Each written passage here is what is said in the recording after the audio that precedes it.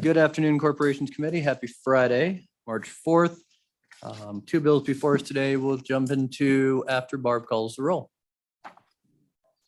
Representative Blackburn, Here. Representative Burt, Here. Representative Clausen, Representative Duncan, Vice Chairman Air, Representative LeBeau, Representative McGuire, Representative Roscoe, Chairman Zwanitzer. Here. Thank you. So first up committee, we're going to try to get through Senate File 55 Insurance Sandbox by 12:15. I believe we did close public comment on the bills. Anybody here need to testify on Senate File 55? Mr. Hauk, welcome. I know you have amendments. Come on down.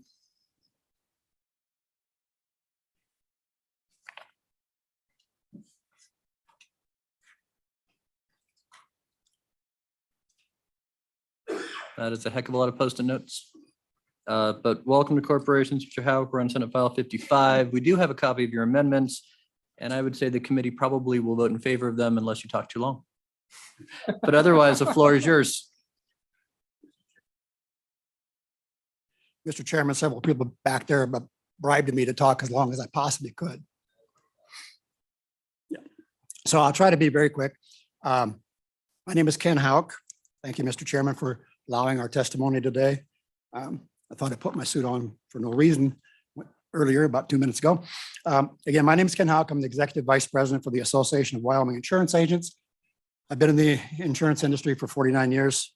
And some people will think it was probably longer than that, but I've been a part of AWEA since the 80s as a member and as a board member and as the Executive Vice President a couple of times. Now, AWEA's roots go back to 1933 in Wyoming under different names. Some of you are very well informed of who we are. We are the independent insurance agents, and we represent independent agents and their employees, 250 licensed agents, et cetera. I'll try to get through this quickly. So, and some of what I'm going to share with you today will be part of my personal experience in many diverse roles in the insurance business. I've lived in multiple states. I've done multiple things. So speaking on SF 55, we are not opposed to innovation. We are opposed to relaxed regulation. The bill's genesis, you've heard, was from a reinsurance conversation that's kind of gone off to a different direction. So the bill then morphed into what if? What if Wyoming creates an insurance sandbox? What will insurance innovators desiring to build innovative products and services actually come to Wyoming? But there's no idea of what those innovative products and services could possibly be. But again, we're in favor of innovation, not opposed to it. So there's four things I want to leave with you today, and I'm going to answer Representative Ayer's question the other day that he didn't get answered. That is, we're talking about a little bit about Intertech, a little bit about the bill, a little bit about the 80s sandbox we had, and then some possibilities of what could be good and what could happen. So the first is, what is Intertech? Well, Intertech is a generic word that mashed together technology and insurance. It's not necessarily creating innovative policies. What they're great at is creating technology tools to purchase and deliver traditional products. They're selling the Intertech companies that are labeled Intertech are selling homeowners, auto, pet insurance, things like that. They didn't create a new insurance policy. They use chatbots, they use apps, they use AI. For those of you who are in the ag business, that's not your AI, it's artificial intelligence. And telematics, those are tools. They use those. What they've done is create a quote, rate, and delivery process that works pretty slick. Basically self-service of insurance in minutes. Several years ago, they said they're going to disrupt the world. 4 of those companies became IPOs. So you thought they were going to disrupt the world, but all 4 of them have lost about 80% of their stock value in the last year. 3 of them are almost at the verge of being delisted by the NASDAQ. And it's because they forgot that insurance policies generate claims and their loss ratios are too high. Their expense ratios are way too high for technology companies, and their other expenses are way too high. So the smallest of those is going to merge with the largest of those 4 companies in the next few weeks. I'm sure that was a push by stockholders. And I have a lot more information on that if you want, but I'm not going to bore you with all those details, but it's out there. What people really forget is insurance is really boils down to a very simple product. I have a risk. I can't stand the risk. Someone else is willing to take the risk for me if they ascertain what their exposure is and if they can price it appropriately. It's that simple. The only thing that changes is what we do insure. So what does this bill do and what doesn't it do?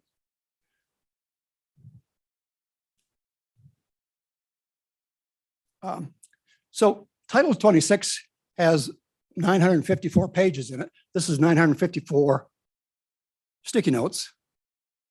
This bill puts these over here and says that's going to be what's enforceable, and all these things over here are not part of the discussion. That's what it says. Pages 4, 5, 6, 7, 8, and I don't know how far they go up there. That's what it says. I'm not necessarily opposed to that, okay? But this code, the insurance code, has been developed over decades. Some of you have contributed to that in recent years. So we believe there's just too many unknown and unidentified hazards built into this. The entry fee is too cheap. The entry fee includes not just the application fee, but other things. We believe for someone to do something successfully, they have to have adequate resources to not only develop the product, but if the product goes south, to fix the problems. So resources will do that. And when it's set up without having adequate financial resources, you run into some challenges. Thanks to the Senate, we promoted or proposed raising the application fee from $500 to $5,000. They agreed with that. We proposed raising the bond from $10,000 to $1 million. They moved it up from $10,000 to $100,000, and we thank them for that. But $100,000 bond, anybody in this room can get a $100,000 bond by tomorrow afternoon. Not that difficult. Okay. So we still would like to see a higher bond. So our recommended bond may sound too high to some people, but the combination of a bad outcome complicated by no recovery resources whatsoever would be very expensive. And if you look at page 24, line 22 and 23, and page 25, the purpose of the bond is to offset losses suffered by consumers. $100,000 isn't going to offset very many losses from very many consumers. And for perspective, you all know Wyoming contractors, they bid on projects, they get awarded projects, none of their bonds get waived. And they provide millions of dollars of bonds. There's a purpose for that. We do agree this bill does give specified powers to the commissioner. We're comfortable with doing that today. We have a lot of confidence in the current leadership of the Department of Insurance. In 40 years of interacting with the Department of Insurance, I couldn't always say that. I've known most of the commissioners and most of their senior staff. Page 13 gives the commissioner excellent guidelines, but the commissioner is an appointed position. His tenure is usually 4 to 8 years. Sometimes they have legal background, sometimes they don't. So can we get, 1 minute? I appreciate, we deal with insurance commissioner too, and he presented the bill. So some may think we're crying a little wolf here, but most of you aren't aware of what happened in the late 80s in Wyoming. We had an accidental insurance sandbox. The concept of economic development can become infatuating. In the course of 18 months, 3 insurance companies came to Wyoming, started from scratch. One came in July of 87, one in January of 88, and one in January of 89.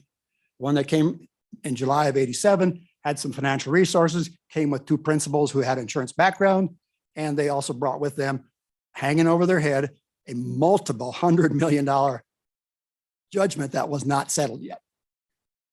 Okay. At their peak, they might have hired a dozen Wyoming employees. The second company came to Wyoming with limited resources. Principal wasn't a vacuum cleaner salesman, but he had a viable idea, actually.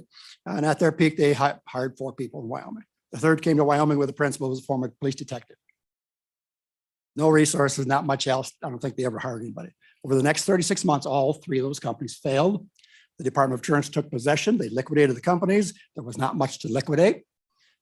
Insurance coverage vanished for those people in Wyoming who bought insurance from those companies, especially the first one. So Mr. Huck, it's fair to say there was problems in the 80s. There was. Any more amendments? I have 35 people want to testify in the next bill, and I promised everyone we'd get to this in 5 minutes, and it's now been 9 minutes. So are there some possibilities of this being a good thing? Yes, there are. Okay. I'll give you, if you give me just 2 minutes, Mr. Chairman, I think I can wrap it up. I've spent the last 2 weeks trying to figure out what would be a good insurance innovative product to fall into this category. And every insurance product that has ever really been needed has been invented. So we are doing new things in Wyoming with blockchain and all the surrounding things that go with it. So we're creating companies like DAOs, et cetera. And so my thought was, maybe this allows somebody to create insurance tools for those companies because they're financial services companies. They have to have insurance. So I went on the internet and lo and behold, there's already companies doing all that. So I don't know who this is going to attract, but I do know if you don't make the entry fee large enough, then there's going to be some challenges. So please consider the $1 million bond. And if not, at least consider the amendments from APCIA or consider both of those. And I think we'd have our bases covered. Thank you. And I'll stand for any questions. Thank you. Questions, Mr. Houck? Seeing none. Thank you very much, Ken. I think I offered everybody else public comment on Senate File 55 last time. Great. We'll close public comment. Committee, what's your pleasure on Senate File 55? Moved by Duncan. Is there a second? It's seconded by Air. Any amendments, committee? I know there are two in front of you. One was brought APCA last meeting. One was brought by the independent insurance agents. If either of those would like to be moved by anyone at this time, certainly entertain that. Either of them? Any other amendments or discussion on the bill before you, committee? Question on the bill. Good to see you again, Representative Blackburn. Question on the bill being called and seeing no further amendments or discussion by the committee. Barb, if you'd call the roll on Senate File 55. Representative Blackburn, Aye. Representative Burt.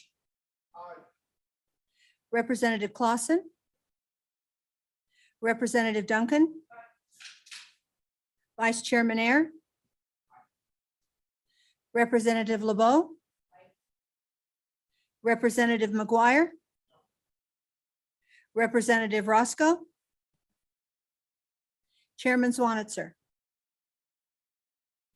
6 aye, 3 no. Congratulations, Chairman Olson. I believe you'll present this on the floor. Yes, sir. And there may be a couple amendments hanging out there this committee didn't put on, but I'm sure you'll get them. All right, thank you. Good luck in appropriations. Next up, committee, I did see Senator Hutchins outside. I'll bring her in. Chairman Flitner, good afternoon. Good afternoon, Chairman Swanitzer. You're here to present Senate File 36 to us, along with your good, I'm not sure, the Select Committee Task Force Co-Chairman. Welcome, Senator Hutchins, to corporations. And before you start, let me just get an idea of how many people in the room want to testify on this bill. If you'd raise your hand. Okay. I have about 15. Try to give them each 3 minutes.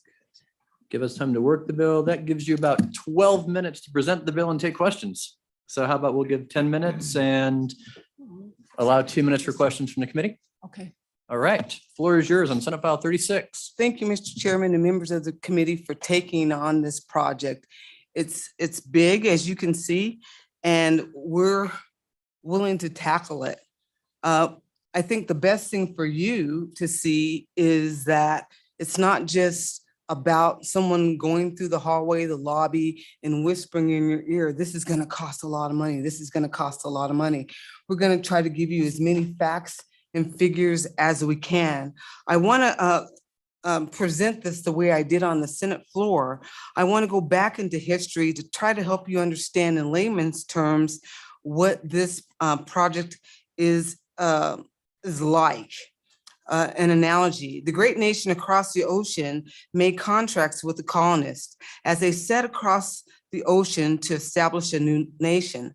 Once the colonists began to establish businesses and become more and more independent, the great nation began to set up more and more rules, regulations, and acts to encumber and burden the colonists. Moving forward in time, once the colonists won their independence, they set up a new form of government and a document to govern her. In that document, we have the First Amendment, where the last clause states It is the right of the people peaceably to assemble and to petition the government for a redress of their grievances. That's what Senate File 36 is all about. The pharmacists coming back to their government who established the statutes on PBMs, but like so many other states, did not establish the rules of engagements the way this bill does. Your first handout is a vertical integration. It's a colored document, looks kind of like this, kind of shows you how, in my eyes, the colonists had their first compact with the great government across the sea. That second page kind of lets you see how it's evolved. Do you have that page? Do you have that? And then the third page gives you a little bit more of the evolution to show you how this has become burdensome for our local pharmacists. One of the things I did during committee is I stated something that I must now apologize for. I was stating over and over that this bill, or that NCSL was tracking 81 bills in 29 states. But I found out I was in error. They were tracking last year 254 bills out of 48 states. That shows you that this bill that we're proposing is so serious. If everybody in the country is on it, we need to be on it as well. This graph shows you just quickly the different states and some of the legislation that they've already passed. So this is just for your viewing a little later. We also have a chart that gives you an idea, and I'm going quickly, I know it, but we want to get through it. Gives you an idea quickly how one of our local pharmacists, and this is just 3 pages of information, how the local pharmacist has not been reimbursed for his the scripts that he's put out to the tune of $10,000, pretty much $500. And you can read that top line there and see if we were to multiply that, how much money we would be, our local pharmacists would be out across the state. The engrossed version of the bill is due to reorganizing the bill. One of the things we were asked to do in committee was to reorganize it. So one, and that's this little chart here, one, you'd have different sections of the bill. These sections are portions of the bill that aren't controversial. These are things we think the pharmacist should go ahead and get in 2022 without delay. The things in sections 2 and 4 are those controversial issues that we keep hearing are going to cost so much money. We're going to give them a whole year to come back to the Appropriations Committee, I hope, and kind of verify and justify the costs that they say. You'll notice also in the bill, you don't see anywhere where there is a dispensing fee. That fee was taken out sometime in, I think, September, November timeframe. So there's a $2.7 million assumption of a cost on the bill that Mr. Hayes from EGI took out of the, deleted out. So now we're thinking we're at the 2.4 million and $2.4 million ranges that they have to justify to us why it's going to cost the state so much. With that, we'll let Representative Flitner go through the bill. Mr. Chairman. Chairman Flitner. Thank you, sir. So you'll note there are 6 sections. Section 1 creates new statute. Section 2 changes to existing statute. Section 3, your repealers. Section 4, rulemaking. 5, appropriation, and 6, effective dates. So beginning with section 1 on pages 2 through 3. This provision brings transparency to the appeals process outlined in existing statute on max allowable cost list by requiring a transparency report be submitted quarterly to the Department of Insurance. A pharmacy can appeal to a PBM when the PBM has reimbursed them on a drug below what the pharmacy paid to buy that drug. And why is this important? Because presently 98.2% of appeals are denied. Pardon me? 98.2% of appeals are denied. Across the board? Yes. Okay. And this language is pulled from statute from the states of West Virginia and Montana. Pages 3 through 6, retroactive claim denials or reductions prohibited. This comes from language from the North Dakota statute. Retroactive adjustments are often assessed long after the point of sale for a prescription. PBMs play the dual role of deciding how much to reimburse a pharmacy for a prescription drug, then audits the pharmacy and decides if they paid them too much. Audits are often onerous, involved hundreds of prescriptions that may have been dispensed years ago. Moving on to page 6. Again, in section 1, network adequacy issues. This is pulled from North Dakota statute. This provision has been popular in PBM reform legislation as it prevents superfluous standards being imposed by a PBM on a pharmacy for accreditation. PBMs have used ever-changing and an increasing set of standards for accreditation in order to be a part of their pharmacy network, and it imposes a great cost to a pharmacy to achieve that accreditation. Page 6 through 9, again, section 1, enforcement and retaliation. This is pulled from Texas statute. This provision outlines the instances that will and will not be considered retaliation by a PBM to a pharmacy that exercises their rights given to them under this new chapter of law. This section also prohibits PBMs from changing contracts without notice and agreement from the pharmacy. This goes hand in hand with the reporting section. And why is this important? Because presently one of our Cheyenne pharmacists was notified in February that he would be audited. That audit will go back 2 years, and he could conceivably have to return over $100,000 of reimbursements. So a pharmacist better have a pretty deep general or cash reserve. Going on to page 9, section 2, transparency pharmacy reimbursement. This is pulled from West Virginia statute. This is the heart of the bill as it aims to eliminate below cost reimbursement by PBMs. It states the minimum at which a PBM can reimburse a pharmacy in a formula that is used by Centers for Medicare and Medicaid Services. Moving on to pages 10 through 12, section 3, administration and management of group insurance.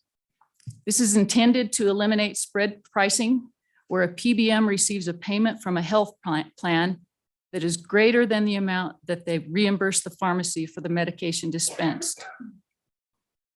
Page 12, definitions. Language that expands the definition of insurer to include prescription benefit management managers.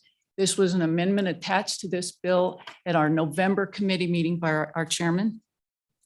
Section 3, licensure of pharmacy benefit managers. Page 13, it modifies existing statute to give rulemaking authority to the insurance commissioner to carry out the provisions of the chapter. Moving on to, again, section 3, definitions, page 13 through 15, pulled from Arkansas statute. As states have passed reforms on maximum allowable cost list pricing several years ago, PBMs have evolved into using dozens of different lists that can be an end run around meeting the legal criteria of what a maximum allowable cost list includes. It's a moving target. Pages 15 through 17, section 3, pharmacy benefit manager audits. Language again from West Virginia.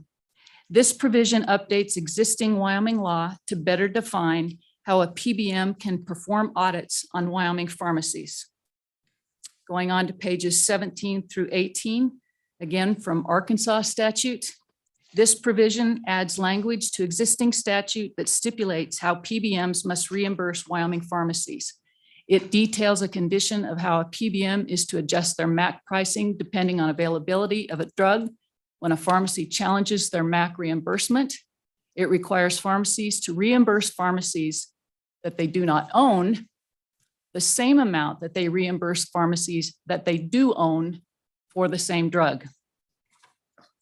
Page 18, section 4, policies with incentives or limits on reimbursement. Language that brings in existing Wyoming statute to include pharmacy in any willing provider. Again, an amendment that was attached to the bill at our November meeting by our chairman. Page 19 is the repealers. It repeals 2 separate terms in the definition section of existing statute, list and maximum allowable cost. The bill combines these 2 separate terms into one term, maximum allowable cost list, and applies a comprehensive definition. The combined term reflects the industry standard. Page 19, section 6 is rulemaking. Rulemaking must be done before implementation of the act on July 1st of 2022. Pages 19 through 20 gives the Department of Insurance the ability to have a full-time employee and 1 at-will contract position to help with the oversight of the PBMs. And then section 8, pages 20 through 21, and it breaks down 3 different sections and their effective dates. Mr. Chairman, and for the sake of time, I can note too the fiscal note, but if you have questions on that. Otherwise, there's been a lot of noise about this. We kicked a big hornet's nest. And our cities, our towns, our counties, corporations, business across the state of Wyoming are telling you that this is a bad bill. And I disagree. I think that when this is all said and done, that those same people who are telling you this is a bad bill will say thank you, because they will find out that they have been overpaying at every turn of this whole mess. It's a complicated story. It's a complicated issue. And we just ask for your favorable consideration. Thank you very much, Chairman Flitner. And I know some of you were on the committee 4 years ago when this committee first dealt with PBMs and added a couple of sections. And I think at that point we knew there were further changes to be made, and other states are dealing with these same issues, as you heard, pulling statutes from 4 different states, it sounded like. So I certainly appreciate you being here. Senator Hutchins. Thank you, Mr. Chairman. I echo her words, and I tell you, I believe this bill needs to be taken to the whole body to be heard and to be debated. This information, we've spent over 60 hours. Our committee meetings just on this subject alone went 8 hours each on this subject, and it's so intense. But once you get into it and you dig into what we've given you, we provided you with a lot of information, not just whispers, so you can see for yourselves how important this issue is across our nation. So we thank you, and we want to let everybody else get a chance to speak.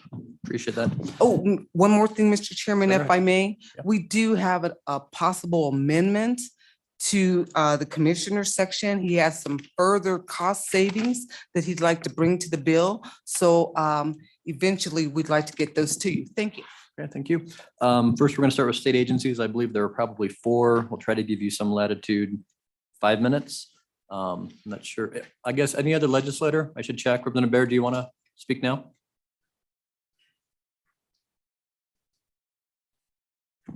Welcome. Thank you, Mr. Chairman. Actually, I would like to defer to any citizens who want to speak. If there are none, then I would like to speak on their behalf. Okay, certainly looks like there are some today, but with that, Department of Health, do you want to go first? Department of Insurance? Nobody wants to go first, but since you're sitting closest. Welcome, Commissioner Rude. You know how this works, so if you could keep it under 5 minutes, and then I know there's an amendment proposed, if you could talk about that as well. Any thoughts you have on the bill? Welcome. Mr. Chairman, committee members, Jeff Rude, the Department of Insurance. I previously sent you a 1-page proposed amendments for this bill. We are neutral on this bill. The amendment deals with appropriations to our office. At this point and at this point of the legislative process, this is my #1 concern, is if it should go through, we have to have the money, we have to have the money to enact it and to do these things we're being asked to. When we previously presented before the joint committee with Representative Wilson amended the bill, as you had heard, we're under having the understanding there'd be a one full-time person always in our office. There'd be one full-time person that was temporarily there. And we had asked for $250,000 a year to assess, to run the program, to hire vendors and experts to help us. It was drafted by LSO, and I came back and I looked at it, and somehow something was lost in translation. Because if you go to the fiscal note right now, you'll see that after fiscal year 2023, there's no money. There's no money for people. There's no money for programs. And quite frankly, if that happens, we will have an abrupt stop with any enforcement actions at that time, because we don't have the people nor the expertise to do this. So I brought this up with Senator Hutchins, and we think we know maybe what happened. When this bill was laid out, the appropriations were placed in a part of the bill that were not codified. And so then we only get 2 years worth of funding. If it's in statute, then we get it. If we ask for something forever, like a person or money, then we get it. I'm not the LSO expert, but that's my understanding. So I drafted the amendment before you, and I'll just real quick tell you what I tried to do here. I put it in a place in 2652-110 where it's in statute. So there's no question there. We put it in a place where it also would be effective immediately, because if the bill goes into effect in 1 July, we still have to have the rules done, which probably won't be done, but we will have to have at least someone who try to get them done. We'll have to have someone in place there to receive complaints. We'll have to have someone in place there who understands and is able to receive the information from the PBMs. We have 35 PBMs that are going to be sending us information every 3 months. We've got to come up with a way to have a uniform system where we can see that and categorize it. I can't have spreadsheets and Excel worksheets and everything different. We can't, because we're going to be called upon to look at that to identify problems, because that's what our role is here, is to ensure compliance. That's what the bill says. Looking at the amendments, the next thing I do is of course we delete the old appropriation, we insert this. I also added page 9, line 7, after the word section, that we insert all direct and indirect costs of the examination conducted under the subsection shall be paid by the pharmacy benefit manager being examined. That would alleviate us possibly from having to use that $250,000 that's in there. And if that's the case, then we don't have to assess any more money to our insurers to pay for the program. So that's what I put in there. And just to touch base with some of the newer members on the committee, we don't use general funds in our department. We assess insurance carriers. And so every year we find what our budget is, we divide that by the number of insurance carriers, and we come up with a figure, and that's what they pay us. Now, if we assess $250,000 the first year here, and we don't use the money at all, the next year we won't assess them that $250,000, and their assessments will go down. I've talked with the other states. I've talked with the other commissioners, West Virginia, Louisiana, Arkansas, on this, and I've talked about their work requirements. And that's how I came up with, I think, is a good faith estimate. I had to hedge a little bit. Representative Connolly asked me what she thought I was. I said, I think I either got it right or it's woefully inadequate. It's one of the two. With that, I am happy to answer questions about the bill, about my amendment, or about how I came to about the numbers. Representative Duncan. Thank you, Mr. Chairman. Director Root, could you help me understand why is it that there's such a disparage amounts for our independents versus seems to be chains, and why such a negative amount reimbursement?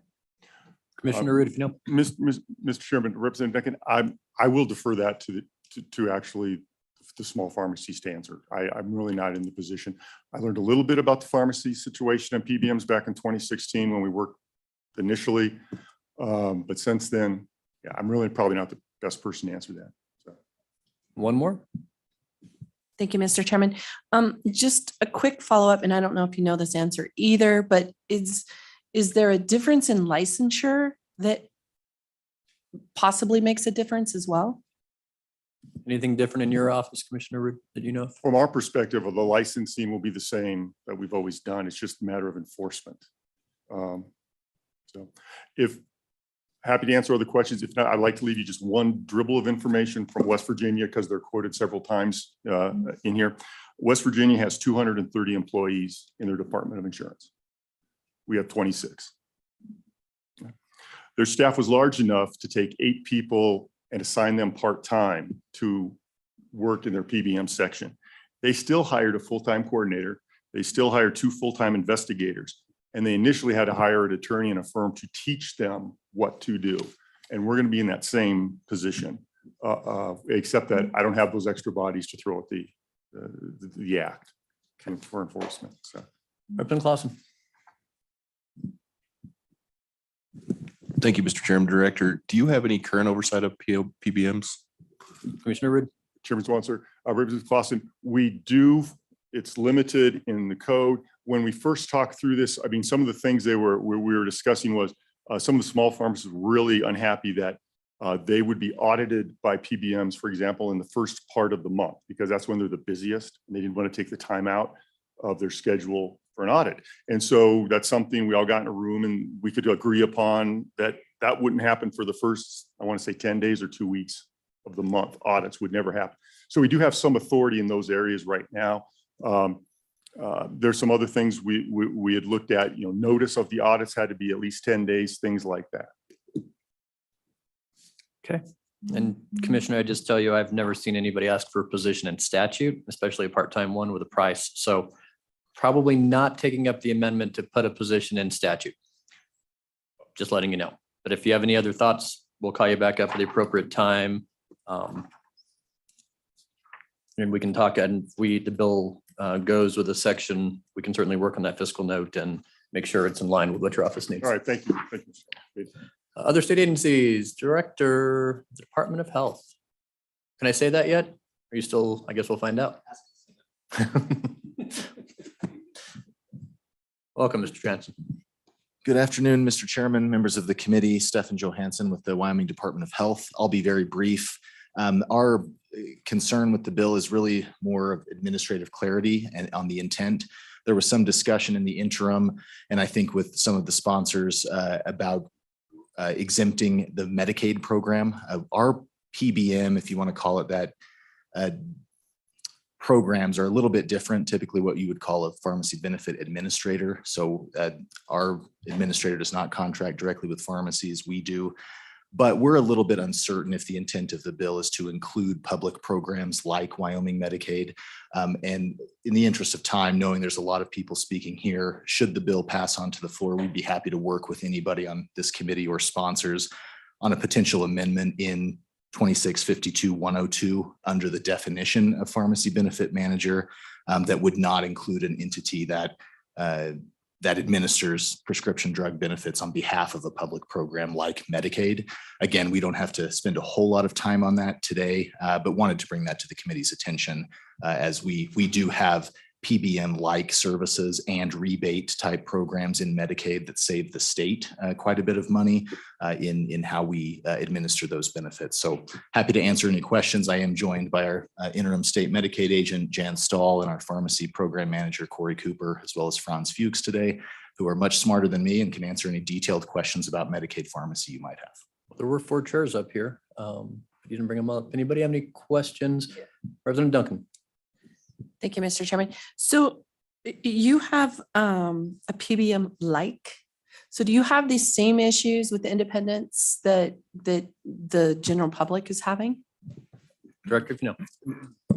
Chairman Zwanitzer, Representative Duncan, my answer would be no. Where it's, a program like Medicaid is very different than a traditional health insurance product with different mechanisms for how those rates change, how those reimbursements get levied. So I would say no. We're a bit more neutral in this issue than what you might hear in testimony today, but still a concern on the administration of state and federal finances here if there's not clarity added to the bill. Is that a recent catch, Director, or was it brought up in the interim committee at all? Mr. Chairman, it was discussed in the interim committee. I think as Chairman Flintner and Senator Hutchings pointed out, this is a big issue, a complicated issue, a lot of moving parts here. So that while it didn't make it in the clarity, I want to be fair that we're not certain that Wyoming Medicaid would be directly impacted by this, but the clarity could be beneficial going forward if the bill were to pass. Further questions to Director of Health? Seeing none, thank you very much for being here. Director Bach, Mr. Hayes, welcome.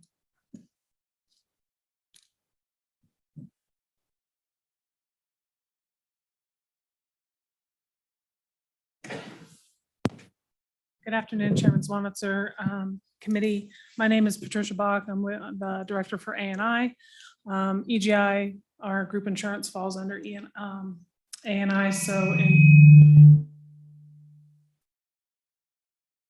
in the interest of time, I am going to hand it over to Ralph Hayes, who is the program manager for the insurance for the state of Wyoming. Good afternoon, Mr. Hayes. Floor is yours.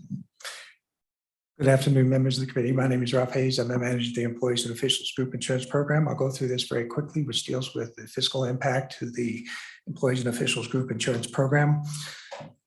When we look at page 6, lines 1 through 3B, this is basically can engage if any practice which provides financial or other incentives for use of a specific name brand pharmacy for any reason. Basically, when you deal with rebates, rebates are all about drug manufacturers are providing rebates in order to position their particular product in a better position than their managers. So if you, this particular one, if you don't incentivize any particular name brand drug, there are no rebates. And associating with that one, this is a new one, it wasn't in the original fiscal impact statement. We're scheduled to receive $16 million in rebates this upcoming year. So that's a significant impact. And that was arrived through our last RFP process and moving from Med Impact Pharmacy to Caremark Pharmacy. So in essence, that particular area does take that $16 million away from the state. On page 9, lines 14 to 23, national average drug acquisition cost and the average wholesale price, basically setting a floor threshold for reimbursement for pharmacies.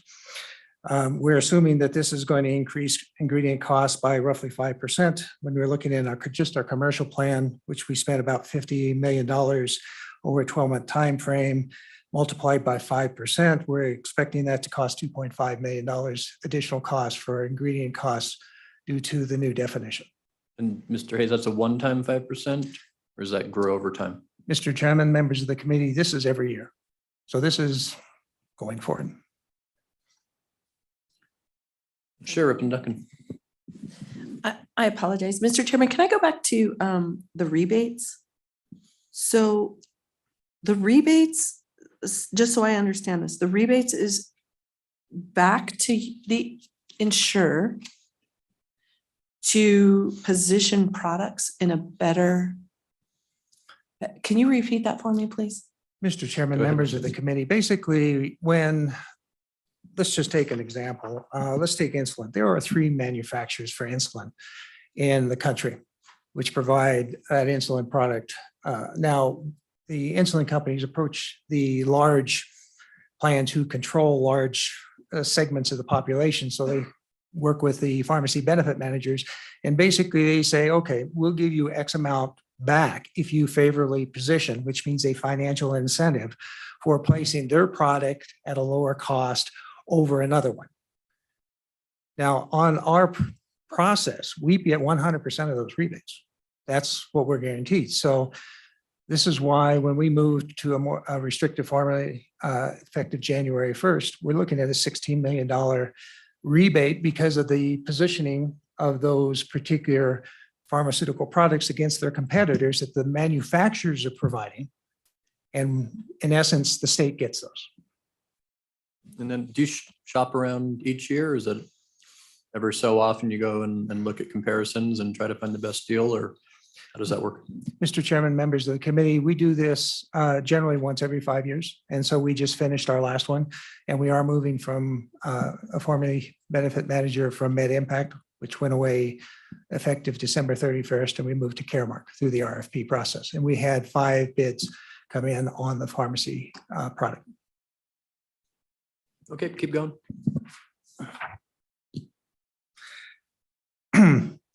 On page 11, lines 8 through 13, basically it excludes the employees and officials group insurance program from utilizing the dispensing fees negotiated by the pharmacy benefit managers.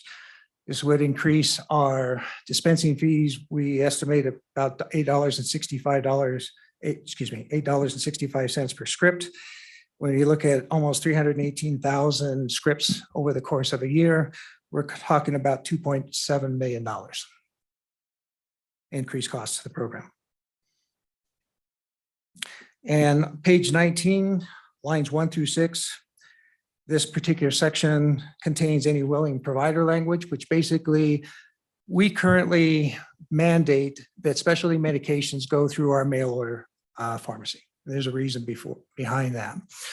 One of the biggest reason is there are coupon programs with these very expensive medications. Virtually all these manufacturers say, okay, if you want to take one of these medications, you can't afford it, they'll help you pay for it. So there's coupon programs, discount cards, et cetera. What we've got by doing it through the mail order pharmacy is they work with these coupon programs, maximize that coupon value, and the employee gets a reduced cost on when they fill their script at the pharmacy, but the plan gets money back too. So we get a portion of that coupon back. It's much like the rebate program. And in our first year doing it over 11 months, we saved $2 million with this. This is real dollars. And it's coming from the manufacturers. And we estimate that's going to, by doing any willing provider, the study, if you exclude the mandatory mail order for specialty, just our regular, we only have 8% of our scripts being used for mail order. And I did look at a study where 75% of people, if given a choice, would have it done locally versus retail. And every time one of those scripts is filled at locally, would take away that savings for those coupon programs. And that's estimated to cost the program anywhere about $2.3 million. So there's significant fiscal impact with this program. I've been doing this for over 40 years. I do understand how this works as far as the health insurance program. Those savings are coming back to the state plan. These are increased costs as a result of this program. I stand for any questions. So we all together, the effect on EGI for the state is there a tally on that? Mr. The Chairman, estimate? members of the committee, it's in excess of $23 million every year. Okay, Representative Aaron, that was your question. Further questions, committee?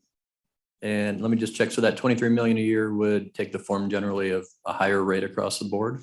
for Mr. insurance? Chairman, members of the committees, yes, anytime you are losing, in essence, this source of income, which are the rebates and the lower costs, you're having to raise the premiums to cover those costs because we're paying them anyway.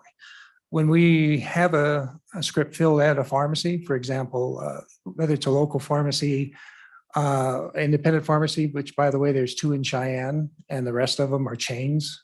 Our spend in Cheyenne for the local pharmacy is 11.5%. So the rest is going to chain pharmacies, but that retail price we pay up front anyway. And most of the saving is coming from the manufacturers through rebates or these coupon programs. Okay, further questions? Reminder, how many plans are there in EGI across the state? Mr. Chairman, members of the committee, we cover, of course, the state employees participating in these, so like the city of Casper, the Toronto County School District, universities, the community colleges. We have roughly 17,000 employees and retirees and over 37,000 total members. So ours is a very large program, which is why these numbers come up in the millions. Okay, thank you much. Any other state agencies, workforce services? Welcome, Mr. Wolf.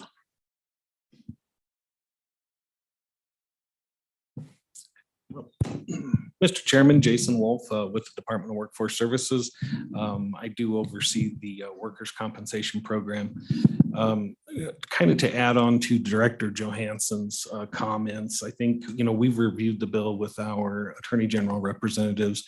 We don't believe we are affected. We are normally not under the jurisdiction of the Title 26, the insurance department.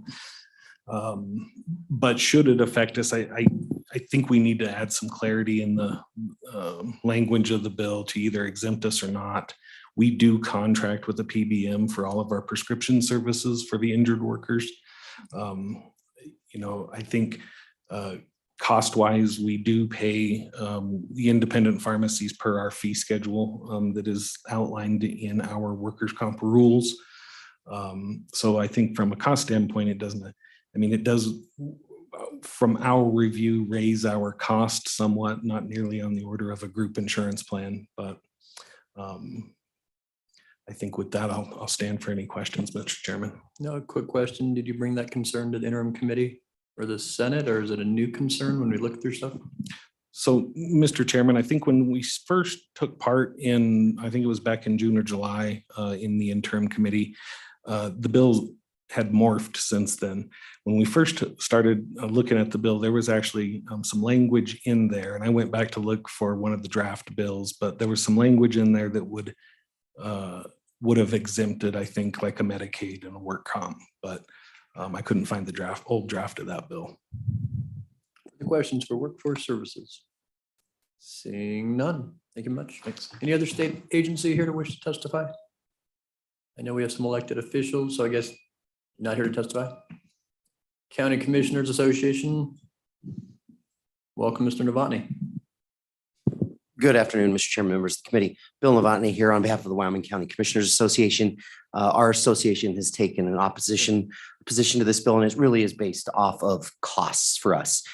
In Johnson County, we're a self-insured county. We contract with a PBM to help us control our costs and provide the very best benefits to our employees. And so what this is going to mean for my county is that we're going to look at about a $12.40 increase on each prescription for our employees.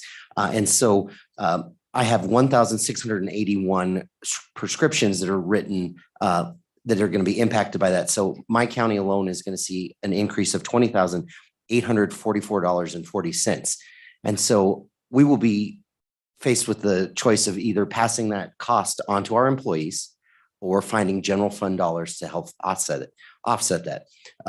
We don't want this to be construed as that in any way. We're not supportive of our independent pharmacies. In my county, we only have independent pharmacies, and we want a strong and robust Main Street community that makes our communities thrive. But this bill, we believe, takes away our ability to work to control our costs and by engaging those PBM folks to negotiate on our behalf and get us better costs. And so if you talk to any of your commissioners in the districts that you represent, they are going to share similar costs and concerns that this is going to add a considerable increase to our costs of providing healthcare benefits to our employees. So Representative Duncan. Thank you, Mr. Chairman. I don't want to put you on the spot. However, since we're friendly, don't you? I find it really difficult. I'm getting angrier and angrier as I listen to this testimony because your savings is actually a kickback from Big Pharma. So my question is, if you went out and actually negotiated, maybe you would get a better price for your insurers instead of relying on kickbacks. So that's where I'm struggling with this. Mr. Chairman, Response if you have one. Representative Duncan, it is not an ideal situation. And if you want to delve into the way that the big pharmaceutical companies have reached down into the market, I don't have an answer to that. But what I do have to do is try to provide the very best benefits I can for my 89 employees and their families. And unfortunately, we're in a situation where we need these PBMs to help us control our costs. And that's just exactly what they did. It's not an ideal situation, but it is necessary so that I can continue to provide good benefits. Quick follow-up. Quick. Thank you. Sorry. Just to follow up, I feel like you guys are stuck in the middle. Would you agree? Mr. Chairman, Representative Duncan, absolutely. It's really unfortunate that as an employer, that we are the ones in the crosshairs. I would say almost everyone probably feels that way. With any other further questions, Mr. Novotny? Seeing none, thank you for being here. Let's do public comment. You want a time for me, Representative Duncan? How about 2 minutes, 30 seconds? But I think Miss Carroll, from what I understand, you may be the, the other side, if there are sides, right? The spokesperson for the independent pharmacists who, so if you need a little more than the 2 minutes and 30 seconds, I would certainly give it to you and call you up first. Because it is a multifaceted issue and, we've heard the expense side, but we haven't really heard the need, and I know there certainly is one. So floor is yours. If you get past about 5 minutes, I'll check in. Okay. Mr. Chairman, committee members, my name is Melinda Carroll. I am a practicing pharmacist. I practice actually with a chain pharmacy. And I just wanted to let the committee know kind of what this bill does for pharmacy. So first of all, transparency. So the PBMs are the judge in deciding how much to reimburse a pharmacy, and then they are the jury when the pharmacy makes an appeal where they were not paid fairly for the prescription. This bill will have PBMs reporting quarterly to the Department of Insurance how many appeals they approve or deny, adding transparency to the issue. And this is important. So when the independent or any pharmacy appeals that price, the Department of Insurance has further information on their practices, and that complaint might be able to be addressed more. We had this appeals process in the language previously. However, there was no oversight in it. And this adds that oversight so that when a pharmacy does make that complaint, it is followed through with. It reduces unnecessary fees on pharmacies. Pharmacies are charged a fee for every claim processed to a PBM. These fees have been increasing exponentially, contributing to pharmacies losing money for simply doing what the PBM requires them to do to process a prescription. This bill states PBMs can no longer charge unnecessary processing fees. Break even on cost of goods. Pharmacists, like any other industry, have to purchase a product at cost. When pharmacies sell that product, the PBM often reimburses them below the price they paid for the drug. This bill tries to level the playing field, asking PBMs to reimburse pharmacies at least an average market price. And then moving the goal line, pharmacies must meet state and federal requirements for licensure. PBMs often tell pharmacies they need to meet a different threshold of accreditation beyond these standard requirements to be included in a PBM network, often at great cost to the pharmacy. This bill states that PBMs cannot ask pharmacies to meet a standard inconsistent with or above what the federal and state authorities require.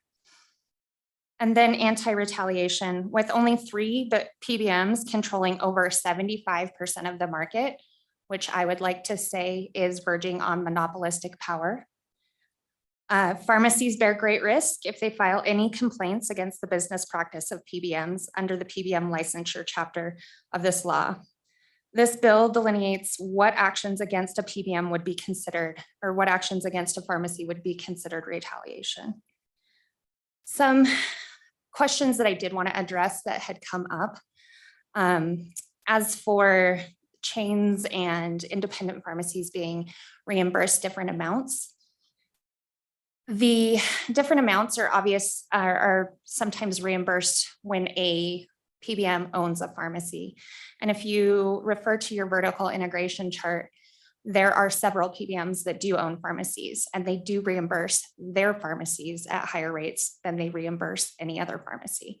So it's not necessarily chain pharmacies that are reimbursed higher, it's the PBM owned pharmacies that are reimbursed higher. I can say that my chain pharmacy sometimes struggles with the same issues that independents do. And then just one other concern that I have, there's an army of corporate people behind me waiting to testify. And as a citizen and a pharmacist, this is a citizen complaint that came forward. And these corporate people are here trying to suppress the voice of the citizens of the state of Wyoming. Basically saying that this is disrupting current practices that they think work just fine. However, I would like to say right now, we are at risk of losing 3 independent pharmacies in Wyoming because of the predatory practices that the health plans, such as CVS that owns Caremark that the state has contracted with for their PBM, and the Pbms. So in that case, CVS, Caremark. The pharmacists that are supporting this have already seen retaliatory behavior with audits that are up to $100,000 and date back 2 years. And that's just because these pharmacists have been there talking since June about this issue. And now they're seeing things that would be considered retaliation. Even if the House of Representatives votes no on this, or this doesn't go through this committee, our citizen-led group will not stop. We are dedicated to bringing light to this unfortunate situation that large corporations, which have monopolistic power, have caused. We are finished with being quiet and just accepting it. Okay. I Appreciate would stand for that, questions. Ms. Carroll. Let me ask, I guess, the main one that's on my mind when we talk about retaliation. What avenue now is there or has an independent pharmacist pursued? I mean, do you complain to the Department of Insurance? Do you complain to the Consumer Protection, part of the AG? How does that work? Mr. Chairman, we would make a complaint with the Department of Insurance. The process as it stands with the Department of Insurance, they would have to go to the PBM and ask for information on what that process was. And so they're asking the people that are retaliating what is happening. So. Okay. Other questions, Ms. Craft? Seeing none, let's go to give everybody 2.5 minutes, and I'll let you even choose if you have someone else with you who you think should go next. And then we'll just go across the room after that. Mr. Chairman, I think that some of my colleagues would like to wait until some of the other people have testified. It's always fun to have the last word, right? All right, so with that, I'll start letting people in the room online and we'll just alternate. So next person wants to speak, maybe we'll just take this side of the room. Anybody who'd like to speak on this side of the room, for or against the bill? Welcome. And then we'll start letting people in. Mr. Siglin, Mayor Siglin, you're on deck. If you'd admit George Siglin, he'll be next. Good afternoon, welcome. Your name and who you're with.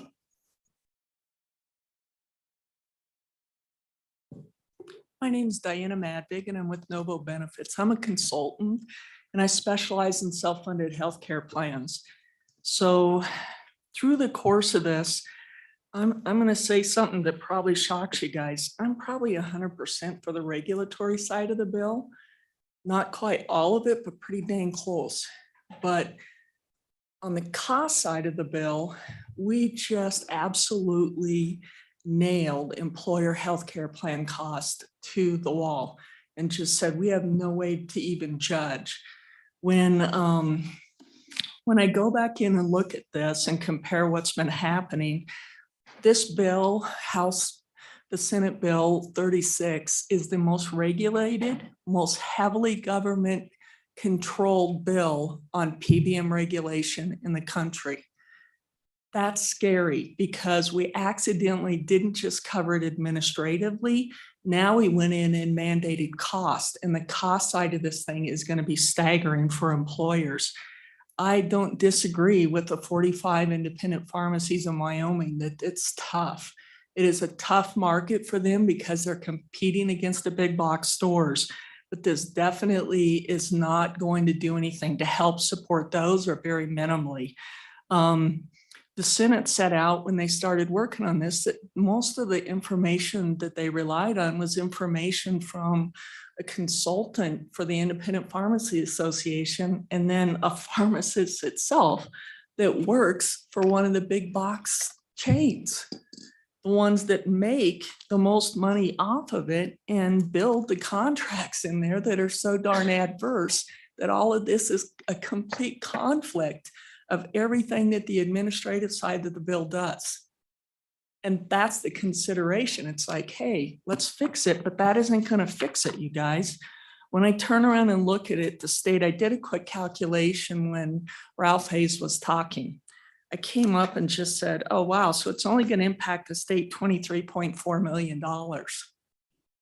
My guess, when I started looking at this 2.5 months ago, before we started putting anything before, essentially controlling dispensing fees, I backed into a number that said we're probably pretty close to $75 to $100 million impact. Now that we've taken rebates out and everything else, we're really, you guys, looking at well into $250 million impact on all of this. Across the And board. And I'm gonna have to call time unless there's any questions from Ms. Madvick. You do have a question, Representative Clausen? Thank you, Mr. Chairman. So with your numbers, roughly 45 independent pharmacies at 250 million, do they stick that in their pocket or does it just fade back? Ms. Madvick, if you want to Mr. answer that. Chairman, through you, yes. So when we first started in on it, the first 75 to 100 million it goes back to the independent pharmacies and the chain pharmacies. But do you guys know that the independent pharmacies are getting pretty darn close to 10% of that? All the rest of it is going to the big box pharmacies with vertical integration, right? All of these guys, right? The Krogers, the Walmarts, the Walgreens. And to be fair, I don't know how that helps our independent pharmacies because they're still buying their meds at a cheaper price and we're still losing market share. And do you know how I know? This is just a part of my block of business. And I could tell you a better answer for your question, Representative Duncan, for Commissioner Novotny, because in reality, the money that he's paying additional was only dispensing fee. He's losing his rebates as well of it. And we're talking about millions and millions of dollars. When we get done looking at the end of this thing and crunch it, these are actuarial numbers. They're not a guess. There's no swag in this thing. This is what it will impact every single employer in the state of Wyoming. All right, sorry to cut you off. Just a lot of people behind you. And I know Mr. Hayes talked about the EGI across the board for that effect. Okay, Thank can I you have very one much. statement, please? One sentence. So this bill has a lot of administrative stuff that's not going to hurt.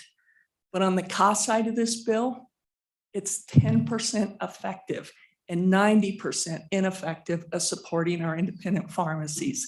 It fails 90% of the time on the independent pharmacies. We'll just say that was the longest run-on sentence, but thank you very much, Ms. Madvick. Well, I appreciate it. Yeah, I Thank appreciate you being here. Sorry, just the nature of the Wyoming legislature is everything's kind of tight. Mayor Siglin, you have the floor. 2 minutes and 30 seconds. Thank you, Mr. Chairman, committee. My name is George Siglin. I am the mayor of the town of Lingle. I'll keep this as quick and possible as I can. Our town belongs to what we call WAM JPIC, which is our insurer. They also insure approximately 66 other entities across the state of Wyoming. And they are all small entities like our town. I agree with the past speaker and also agree with the gentleman from who represented the county commissioners that on the administration side, I don't see a problem with trying to redo some of the administration, but on the cost size, it will be cost prohibitive for a lot of the small towns. And our Goshen County here, we have 3 small towns participate in WAM JPIC, and our estimates are that it will cost us $400 per person. I have 5 full-time employees in my town. So do the math, that's going to cost us $2,000 a month extra. And most of these small entities that belong to WAM JPIC, we run on very tight budgets, as you know. And the impact of trying to do that is going to end up doing 2 things. We'll have to cut somewhere else, or we're not going to be able to offer benefits to our employees. And I don't think that's fair. But in closing, I will say this. I do agree if there can be something done on the administration side, how this all works with the pharmacy benefit managers, all that, great. But the cost is going to be a killer if it goes through the way it is right now. And with that, Mr. Chairman, I appreciate allowing me the time to testify, and I'll stand for any questions. Questions from Mayor Siglin? Seeing none. Thank you very much, George, for being here. Always a pleasure seeing you. I'll go Thanks, next. sir. Come on down. And after that, we'll go to Mr. Saul online. So I'll bring him in, but we'll put him on deck. Name Mr. Spencer and who you're with. Welcome. There we go. Good afternoon, Mr. Chairman, members of the committee. My name is Bruce Spencer. I am an attorney. I am licensed to practice in Wyoming. I live in Helena, Montana. Had the good fortune 24 years ago to marry a girl from Newcastle, and she spent every moment since making me worthy of being married to somebody from Wyoming. So I appreciate being here. I represent the Mountain Health Co-op. The Mountain Health Co-op is a small health insurer that entered the Wyoming market to provide competition in the individual market. The year we entered, health insurance rates in the individual market went down 10%.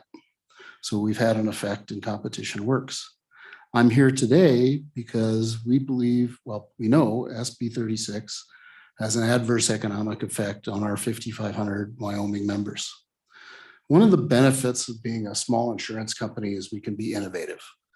You can be nimble, you can be innovative. And one of our benefits is we provide at no cost share to members 250 prescription drugs. This includes insulin. It includes really expensive inhalers. And the theory is if we can keep our patients, our members on their medication regimen, they're not winding up in the emergency room costing the plan even more money. Unfortunately, Senate File 36, we estimate raises our costs 25 to 30%. And that puts those sort of innovative things for Wyoming consumers at risk. So we would urge that you not pass this file, that you give us the opportunity to sit down with pharmacists in the interim. I've done this. It's not pleasant, but we're all adults. We can sit in the same room and work things out. I've been doing lobbying for 25 years and on pharmacy benefit managers for almost as long. You can do it. It's hard work. We would like to do that hard work. We'd like to do that hard work in the interim. But we want you to know that this bill, or the opposition to this bill, is not just big companies. And it doesn't affect just big companies. It affects a small health insurance company that's trying to compete in Wyoming and give you opportunities for a different choice. And we believe that there's a better way. And so we would ask you not to pass this bill and allow us to work on it in the interim. Questions for Mr. Spencer? Besides why he hasn't moved back to Wyoming. All right, seeing none, Bruce, thank you very much. Thank you. Mr. Saul, you can hear us. You're up. You have the floor. Yes, sir. Thank you. My name's Eric Saul. I'm the owner of the Medicap Pharmacy in Casper, Wyoming. Chairman Zwaniger and committee, I thank you for the time. I have a few questions. One starts with, our healthcare costs really going up? We see premiums increase and they justify the cost of healthcare is increasing to justify those premiums, but it doesn't make sense to me since the reimbursement to the providers is decreasing. Is someone siphoning out of the system? The way I see it, we have patients that are paying their premiums. We have an insurance company, we have a PBM, and we have a provider. Patients are paying more, providers are getting paid less. Somewhere there is money getting siphoned out of the system. I don't know where that is, but I do know there's only 4 entities in that process as I understand it. Since June of 2021, there's been lots of testimony. And what I've seen is pharmacists are offering to open their books and show what's happening to them every single day. The opponents are saying, we're not going to impact our profits. We're going to pass that on to their customers. Well, how much are these profits? How much do the PBMs get from the drug companies to have their drugs on formulary? How much of the rebates do the PBMs keep? Why is it better for a patient to pay for a brand name drug with rebate when there's cost-saving generics available? And why would patient co-pays all the pharmacy gets on so many prescriptions with the PBM paying absolutely nothing? Now, you guys have had this bill dropped in your lap and there's lots of info flying around. And you probably wonder who to believe. And I want to assure you that these pharmacists are busy enough caring for their patients in their communities, their neighbors, their friends. We didn't set up a club to punish the patients so that we could buy islands in the Caribbean. That's insane. We're put in this position and we have no choice but to fight for survival. Many of us pharmacists around Wyoming, we've stuck our necks out to survive and get fair compensation. It's not pleasing to the PBMs, and I assure you that if this bill fails, we will experience massive retaliation. They're already taking our names, and they've had them for a while. The reimbursements will drop even further. We'll have increased audits. unreasonable credentialing requirements, and clawbacks of payments for high-cost brand name drugs that were dispensed years ago. Now, we have poked the bear with this, and I myself, I'm a civil engineer, I'm a software designer, and I'm a pharmacist. We're not dumb people. We don't just go around poking bears because it's fun. We've reached the tipping point. There's little more they can really do to punish us. They're struggling, we're struggling to survive as it is due to their monopolistic practices. That is all I have unless you have questions for me. Questions, Mr. Saul? Not seeing any. Eric, thank you for appearing today. Thank you. Ms. Roday. And then next up, Ms. Pollock online will be on deck. Welcome, Heather. Good afternoon, Mr. Chairman and members of the committee. My name is Heather Roday, and I'm joined by Raymond Red. We are from Blue Cross Blue Shield of Wyoming. Blue, we appreciate the opportunity to speak to you today, representing and advocating for over 125,000 individual and business members in Wyoming. We are a not-for-profit Wyoming domiciled health insurance company and an independent licensee of the Blue Cross Blue Shield Association. We are not publicly traded, and our board of directors are Wyoming citizens. Prime Therapeutics is a partner of Blue Plans across the nation and the pharmacy benefit manager we use to help us manage pharmacy benefits of our health plans. Prime was formed solely to create value for its partner plans. Our share of the partnership is less than 0.5%. We don't own any pharmacies. We have a broad network in Wyoming, ensuring wide-scale patient access. We'd like to set the record straight on a few things about business practices that the Blue and the Prime partnership does not employ. We do not engage in spread pricing. We don't retain rebates. All rebates are passed through to self-insured businesses or for premium reduction for fully insured members. Prime and Blue do not make formulary decisions solely based on cost. We start with safety and efficacy. When there are two equivalent drugs, the lowest net cost drug becomes preferred. On maintenance medications, Blue and Prime do not require mail order. It is simply another option. And approximately 2% of maintenance prescriptions are filled by mail order. It's our fiduciary responsibility to keep premiums down for our fully insured members. And for our self-insured premium members, they write the check for every employee's health event. And it is our role and responsibility to use drug management programs to administer group and employer dollars wisely. In both cases, it's members who pay the price tag for increased healthcare costs, but not Blue or Prime. We oppose 36. While this bill started with independent pharmacists asking higher reimbursement for all insurers, it doesn't do just that. It ballooned into a troubling piece of legislation benefiting national pharmacy chains and drug manufacturers on a greater scale than what will impact fewer than 50 businesses in Wyoming. You've seen this and this bill. Those are reasons why the bill isn't ready. We've also sent you this sheet of our cost estimates, which have similar effects to what EGI has brought to you today. This bill is not limited to independent pharmacies. It permits all pharmacies to charge dispensing fees and pharmacist service fees with no definition and no bounds, offering a blank check for our members and businesses to pay. And it prevents rebates and formulary tierings, both of which are tools used to encourage the lowest net cost medication. We strongly encourage a no vote on this bill, and we recognize both sides have the attention of the state. Based on the attendance at this meeting, we look forward to future dialogues with all relevant stakeholders invited to the discussion. We stand for any questions. So let me just double check. It says on what you passed out, $48 million as a conservative estimate to Blue Cross Blue Shield. And roughly what percentage of the private market in Wyoming do you have? 85? Do you know that number or roughly what it might be? Mr. Red? We don't have the number right now, but we have less than 85% of the market for sure, certainly. Representative Ayer. Thank you, Mr. Chairman. Just a quick question.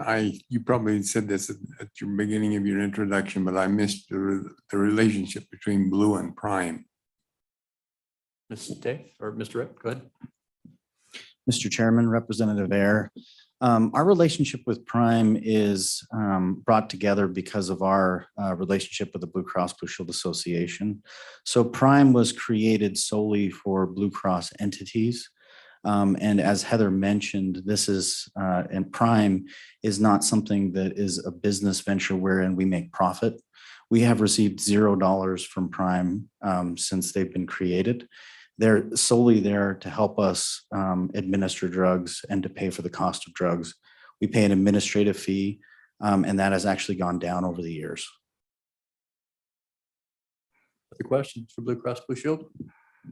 Not seeing any. Thank you very much for being here. We'll go to Ms. Pollock and the next person on the left side of the room, Ms. Hackle, Martin, anybody else over there on deck? Liz, anybody else? Ms. Cooper, become highly regarded. Ms. Herman, I'm just making sure I'm knocking everybody out this side of the room. Ms. France, I think, nope. Libertarians. All right, I'm gonna keep looking for someone in the room, but while I do, Ms. Pollock or Councilwoman Pollock, you have the floor. Thank you, Chairman Zwanitzer, and good afternoon, committee. I am representing today the City Council of Casper, and we have been in opposition to this bill in partnership with WHAM throughout the process. Really just wanted to drop in today to let you know that the City of Casper does still have concerns about the bill. This, as many of you know, is not my area of expertise, and I've heard testimony today that highlights this. Something needs to happen for our small pharmacies, and you know, I'm in a particularly difficult situation, having just heard testimony from one of like my own pharmacist and a cherished small business here in Casper. So it's clear to me that something needs to be done to help this system work better for them. But I'm just hopeful that there is a way forward that isn't so costly to some of our largest insurers here in the state. You know, City of Casper is concerned from a cost perspective and what it will cost us to continue to provide benefits to our employees, along with, you know, many other municipalities, county folks, school districts, et cetera. So really that's the reason that we are coming out in opposition to it. It's purely from a cost standpoint. It looks to be pretty ominous on that front for us, and we would be put in a very difficult position to try to figure out how to continue to support our employees in that way. So just encourage the committee to find some sort of way forward here where we can support our small local independent pharmacies and do it in a way that makes it so that some of our municipalities and other entities can continue to support their employees in the way that we'd like to be able to do. That's all I have. Thank you. Questions for Ms. Pollock, Casper City Council? We'll get you here for some alcohol bills. It's a little easier. Yeah, thanks. Seeing you, Amber. Next up, Ms. Burke. Anything? ARP, Mr. McLaurin from WHAM, or Mr. Downing? And then next up, we'll go to Mr. Gagliardi online. He'll be on deck, but come on down, Mr. Downing.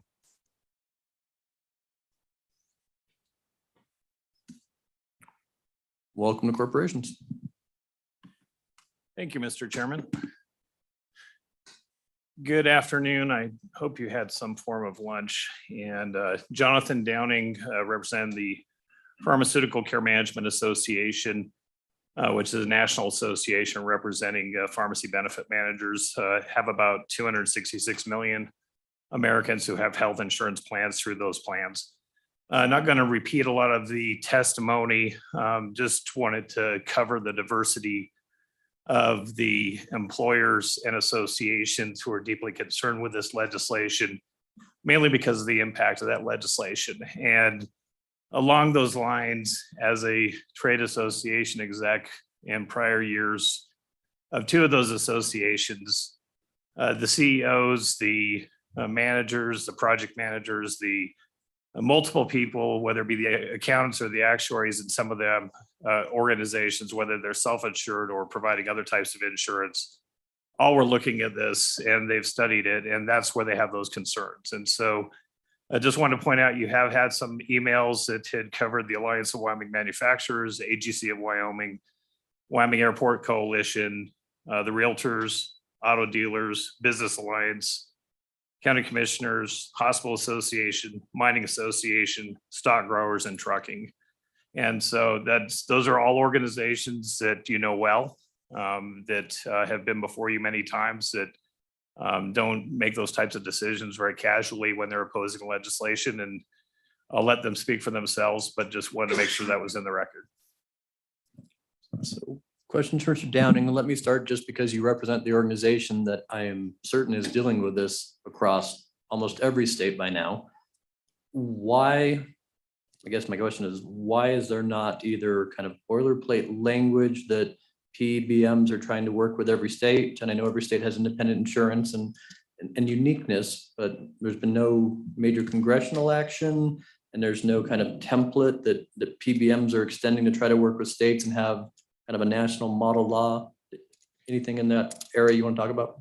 Definitely, and thank you, Mr. Chairman. And visiting with our national group, and some of that I would leave to the experts within the organization.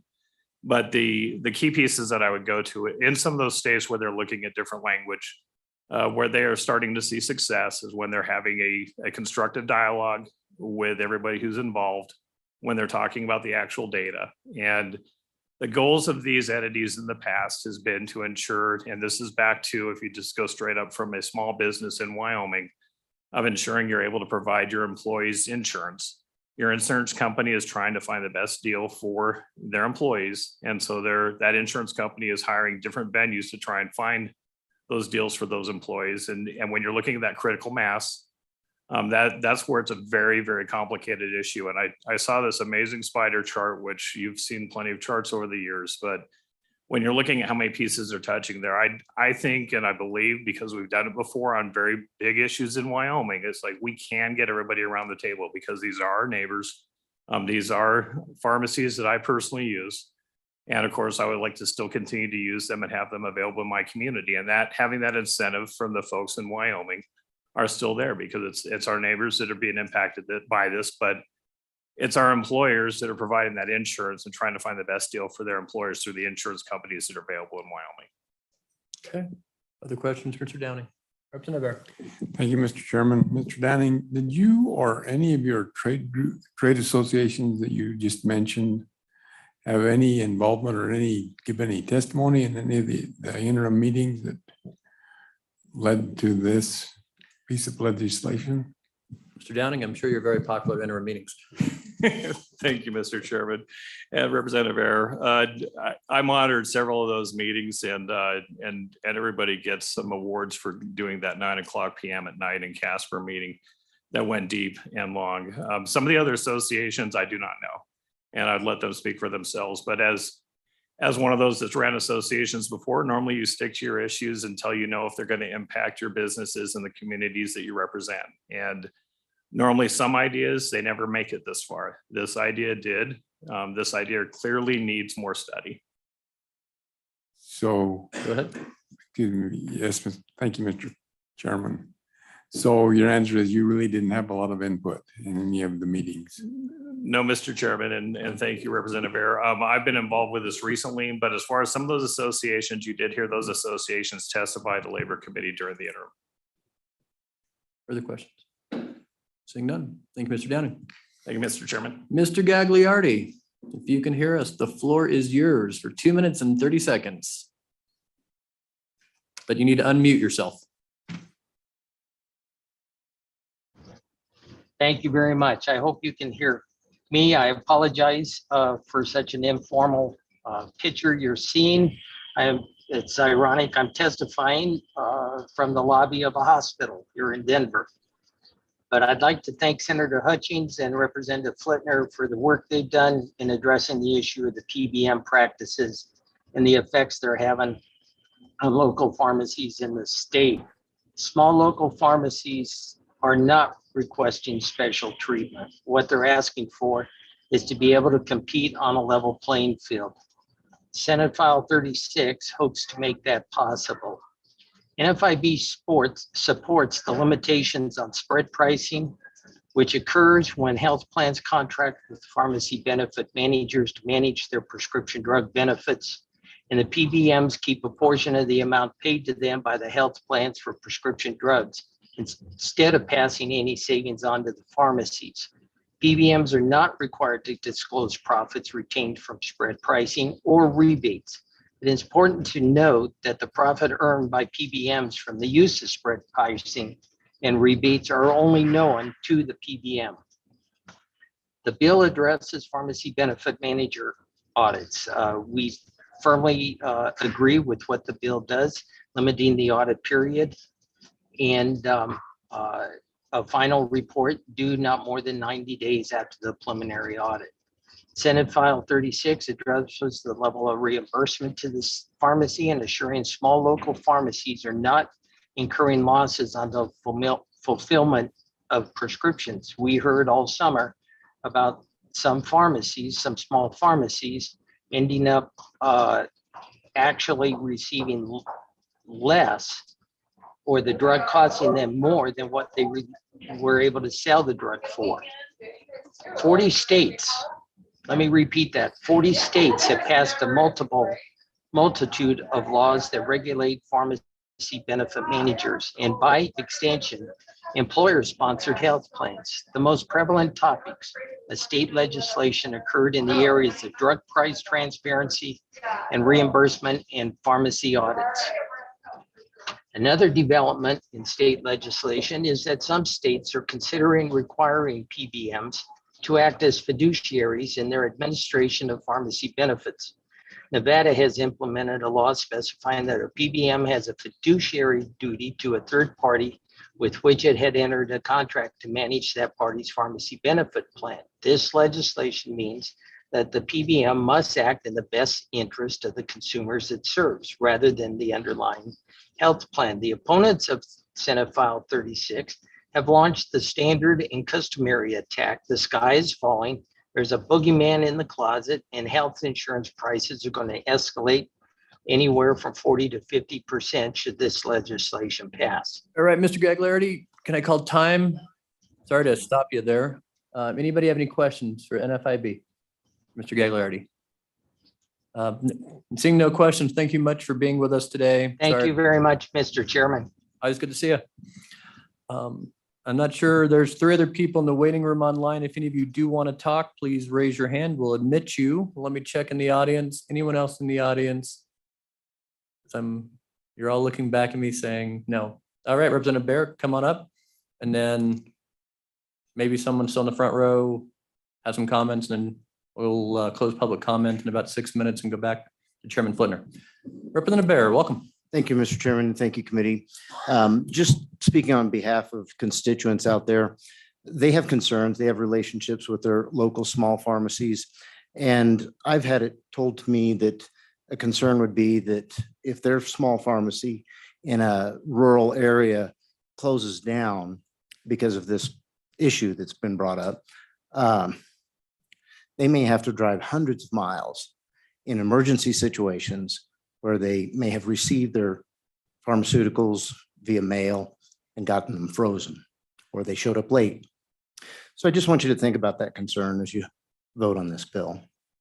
And the only other thing that I would add that I haven't heard yet is that if the concern is increased premiums, then if we give complete control to these insurance companies and PBMs, and we don't have this competition that we're asking these small independent pharmacies to provide, what will the pricing be like later when they have complete control? So I just ask that the committee would think about that, and I am on and for the bill, and we'll stand for questions. Questions for Representative Bear? Not seeing any, Representative. Thank you for waiting. Ms. Delancey, welcome to corporations. Floor is yours. 2 minutes, 30 seconds. Thank you, Mr. Chairman and members of the committee. Thank you for allowing me to testify remotely today. I'm a little under the weather, but my name is Cindy Delancey, and I am with the Wyoming Business Alliance. And the Business Alliance stands in opposition to Senate File 36. Although we appreciate the work being done by Chairman Flitner and Senator Hutchings, we are right now in Wyoming in a workforce crisis. Businesses from every sector are struggling to keep their doors open and to hire people, and not only hire, but retaining people. The benefits equation is part of that ability to attract and retain employees to the workforce. And Wyoming has the highest cost of health care currently. And if this bill moves forward, we will also now have the dubious distinction of having the highest costs of prescription medications. So high costs, volatility, are bad for business. This body spends hours, days, weeks debating on how to help diversify and expand our economy. Passing this bill will undermine so many of those exceptional efforts that this body is engaged in. By adding exponential costs, by responding with governmental overreach is just not the solution. Now, I don't stand before you and tell you there might not be a problem here. It sure sounds to me like there is one. But maybe, as Mr. Downing suggested, taking our time, getting the parties to the table and trying to figure out is really maybe the path forward for today, as opposed to passing a bill that maybe isn't going to help anybody. I urge you to listen to your agencies before you move this bill forward. A&I, Department of Health, Workforce Services, all have outlined the negatives, costs to the state, which ultimately impacts the business community as well. Increasing costs by 23 million and growing government to administer a program that increases costs, to me, just doesn't seem to be the solution for today. So for those reasons, the Wyoming Business Alliance stands in opposition to this Senate file. Thank you. Thank you. Questions for Mr. Delancey? Seeing none, Cindy, good seeing you. Any other public have time for one or two more? I know you want to go, both of you in the front row. Come on, both down together. And whoever wants to go first, welcome. Thank you, Mr. Chairman, members of the committee, for allowing us to speak today. My name is Matt Meyer. I am a second-generation independent pharmacy owner from Sheridan, Wyoming, and I will keep my testimony pretty quick here. You've heard a lot about the bill and the hours spent discussing it from multiple parties. Just to set a couple points of the record here straight, for the PBMs, they were involved, at least Prime Therapeutics was, from the very beginning. So the opposition in the very beginning of the interim and the work group did have a voice in this bill, and the opposition was very unwilling at the time to offer any suggestions in terms of solutions to these potential problems. Just basically stating that there wasn't a problem and the system works. Senate File 36 specifically has one-year extensions on any of the fiscal impact parts of the bill to encourage the members of the health industry or the health insurance industry and the PBMs to come to the table to actually open up their books to participate and prove that the numbers that they are throwing around are going to have the impact that they say that they do. And without Senate File 36, I think that we're going to lose that negotiating power as the state. So other than that, all pharmacies are affected in the state, not just independents with the current contract rates. And when CVS Caremark comes forth and states that their pharmacies are not going to make a profit in the next year, that it's all going to be on the PBM side, I think that should be a pretty good indication of what's happening in the market. And lastly, really the biggest thing is I don't know how we can ask Wyoming businesses to subsidize a $500+ billion industry that's occurring in the healthcare industry right now. So that's pretty much all I have to say. I'll stand for questions at this time. Okay, go ahead, Ruben Clausen. Thank you, Mr. Chairman, Mr. Meyer. So for numbers from 23 million just to the state healthcare to up to 250 million, would your little independent pharmacy end up with 500,000, 2 million, 7 million, 25 million extra because of this? Or do you think it's all just sort of somewhere else? So maybe to clarify that, have you looked, if this legislation went through, what the effect might be, or to the independent pharmacists, do they have an idea of the level of assistance it would provide financially? I know there's a fight, and maybe if we don't talk about them as opponents, right? Corporations, we just keep a level playing field and everybody's trying to find an advantage, right? So go ahead. Mr. Chairman, Representative Clausen, I would say that we have not delved that deeply into what the outcomes would be for each independent pharmacy, since each independent pharmacy has different contracts with the PBMs. It's a little bit difficult to know exactly how this would impact each individual one. One thing it definitely will do, is it will level that playing field for drug pricing to meet the national average set by CMS for drug costs. which will at least ensure the floor and sustainability of the business. If that answers that question. Okay. Go ahead. Welcome. Thank you, Mr. Chairman, members of the committee. My name is Scott Schmidt. I own North Star Pharmacy and Infusion here in Cheyenne. I appreciate all the testimony that we've heard, and we've all worked really hard. When what we've done is, I want you guys to be aware and maybe throw up the red flag as to why we hit the hornet's nest the way we did. Prior to 2 years ago, we were under a gag clause where we couldn't discuss any of these reimbursement issues or these contract issues with patients at all, or we'd lose the risk of losing that contract. Once that gag clause was lifted, we can explain to you all, as we are in the trenches every day and transparent, these are our costs. This is what we're getting reimbursed. This is how our businesses are affected. I'll tell you personally, my business, if I can just get paid for the cost of the drugs, I'm $250,000 ahead of last year than I am right now. Because that's how many claims I was under reimbursed for 2021. It was $250,000. Now, the colleagues from the Wyoming Business Alliance, Workforce Services, we all pay fees into those. We're businesses here. I pay premiums to Blue Cross Blue Shield as well. And I like to have the opportunity to offer benefits to my employees. And I've yet to get a rebate back from Blue Cross Blue Shield saying we overpaid. And we got a lot of rebates back. And here's the check for you and your company. Haven't seen it. My premiums have gone up 16% every year. We don't have control of the costs. And these guys can come back 2 years from now and recoup another clawback. And that's all we're asking for is those transparencies. Where are your rebates going and who are they going to? Because if you look at the three big entities at $578 billion profits a year, that's net profit. Where is the money going? So we've just barely peeled back the onion.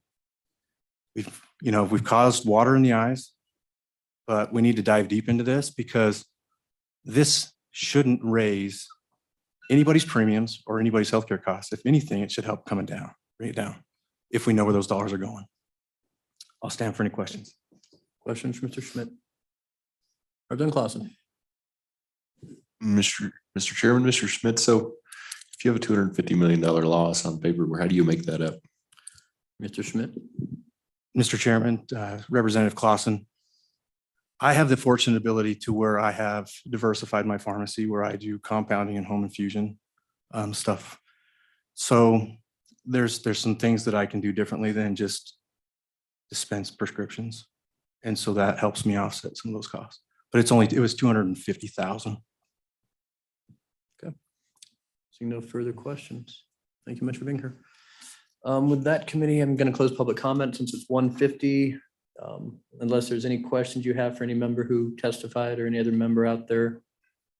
Thank you. Thank you. I just have two questions and I wonder if I get the insurance commissioner. Maybe I have a question on Medicaid reimbursement. So I don't know, Director or Ms. Stahl or Ms. Cooper, just need to drag one of you up here. So first, since Commissioner Rude's first at the table, I guess my fundamental question, we talk about retaliation because I do think that seems to be a palpable fear that I hear. Have you had complaints over the last, 4 years since we did this on independent pharmacies or others complaining to you about predatory pricing, about retaliation through audits? Any numbers you can give us? Mr. Chairman, I think when I look back into what is in the statute already, it's like only 3 or 4 pages, and I don't believe retaliation. I have to go back and look, but none come to mind. So any complaints? I don't think you have. I was told that there's been 1 or 2 complaints, but once again, the scope of what's already in the statute is completely different than where we're going with this. This is what is in statute, like I said, is very easy to see and it's very easy to prove. Where we're going next is a whole nother matter. So once again, I think 1 or 2 complaints, and I know one was turned away because I think it didn't involve a PBMs, it involved actually an insurer. So regardless of this bill goes forward, I think this committee would certainly appreciate you tracking any complaints of retaliation that come in the future. And I'm not sure we're ready for a report, but if you would kind of track those for us and what the complaints were, and not that I'm asking you to resolve them, but I know that you do have some powers and you have some other opportunities to turn those over to other consumer protection and AG's office. So absolutely, we'll do. Thanks. Any other questions for Director of Insurance? Get him off the hot seat. Thanks. Quick question, Director, on Medicaid reimbursement, on if that's really state funds or federal funds, and what the cost, the hit, if this bill were to go through, what the effect would be state fund dollar wise to Medicaid. Mr. Chairman and members of the committee, my name is Corey Cooper. I'm a pharmacist and the pharmacy program manager for Wyoming Medicaid. And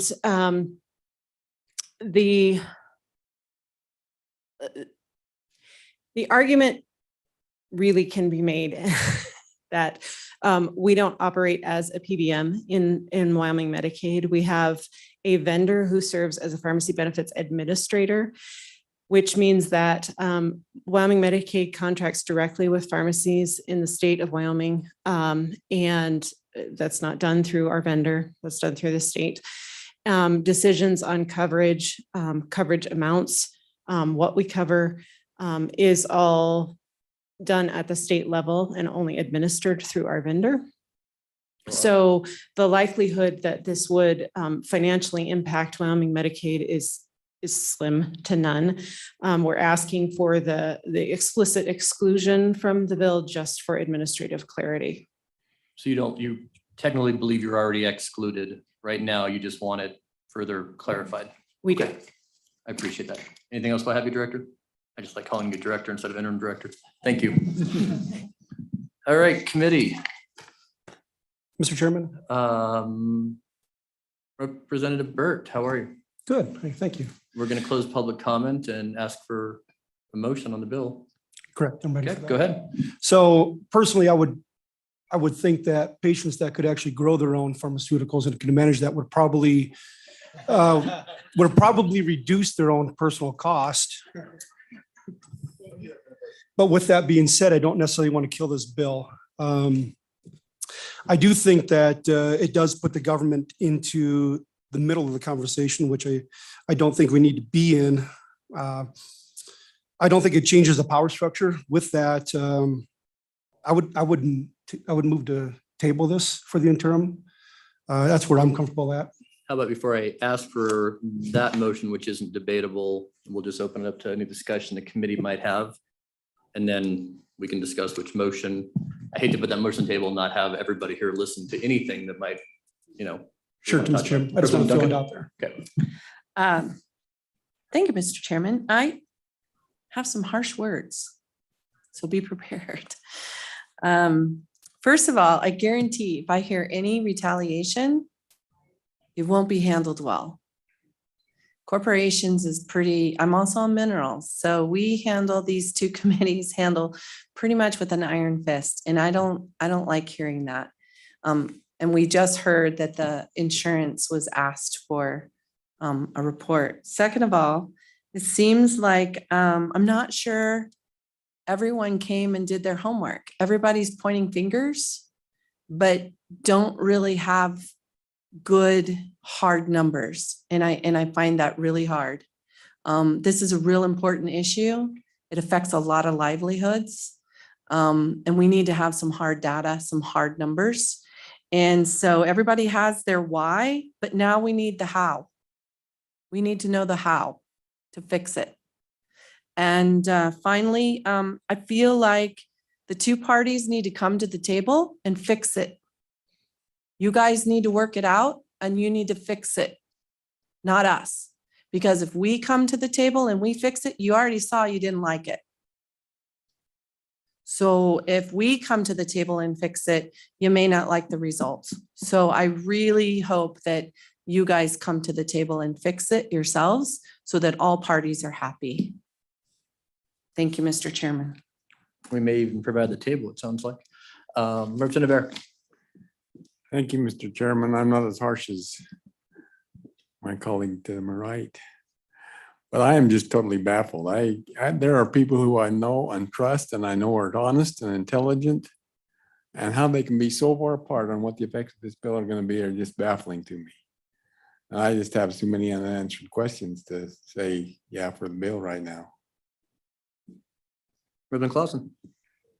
Mr. Chairman, I think that this is a house of cards. I think there's so much nonsense going on behind the scenes, rebates, backdoor deals. I'm ready to jerk that card out and shuffle the deck. So with that, I'll move the bill. Before I take action on that motion, let's keep doing discussion and then I'll have a better idea right here from the other three people, which one of your motions we'll take up first. Representative Blackburn, go ahead. Thank you, Mr. Chairman. You know, I don't think that we need to succumb to threatening our general public and or what. I mean, I'm baffled as well because it seems like we looked at this issue, something similar to this about 4 or 5 years ago, small pharmacies. We still haven't got a handle on it. I think an interim is the right way to go, but I think that we're not in a position to be threatening our citizens and constituents in this state of Wyoming. Thank you, sir. Representative LeBeau, Representative Roscoe, either of you have comments, certainly hear them. I'll have some after probably. Go ahead, Representative Roscoe. Thank you, Mr. Chairman. I don't feel really too much different than the rest of my committee here. I would like to know more about it. I would like to see work between parties going on in the interim. And I mean, as an interim topic, it wouldn't be bad for me. I think we only have until 4 o'clock to put that in. Yeah, I just need to know more about it. Thank you, Mr. Chairman. Thank you. Anything, Representative LeBeau? Thank you, Mr. Chairman. I just want to commend my colleagues, Representative Flintner, Senator Hutchings. I sat on Labor Committee when we were discussing interim topics. And I give you courage and perseverance for poking the hornet's nest. And I think the discussion needs to continue, you know, and it reveals in this moment at this time, there's a lot of issues. And so we need to get in rooms around tables and have everybody there sitting at that table. And so that's what I think. But because of your hard work, I mean, you took it on. Courage to you. Kudos to you all. And it's about money. A lot of millions at stake here. But there's also livelihoods of our people on health insurance plans. So I'm gonna go ahead and second Aaron's motion to the bill, and we'll just go to the vote. Wait a minute. Well, technically I held off Representative Birds, but we can. You want to move it and second it, we'll do it that way. I want to second his. You don't want to have well, let me say my piece and then I don't want to kill the bill. you don't want to take. I'm sorry, I don't want to kill the bill. I want to hold it over for the interim. And I think that's only fair. There's too much work that has been done. And I feel like there's more to be, we've just started. And I feel like with the help of, you know, our good colleagues, we could get to the finish line with this. So, I mean, I guess after being in this committee for 16 years, right, corporations is all about trying to keep a level playing field, right? At the end of the day, everybody, when money's involved, and I would completely submit there is not a level playing field right now. There isn't.